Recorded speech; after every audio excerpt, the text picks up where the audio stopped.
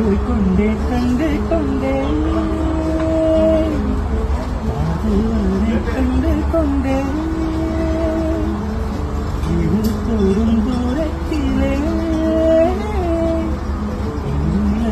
கண்டு கொண்டே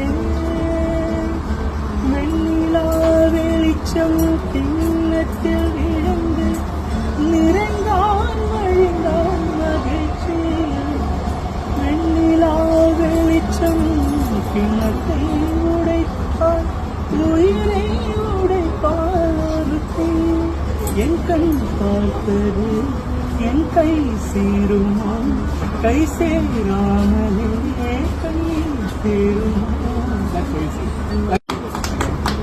Ajit. That was wonderful.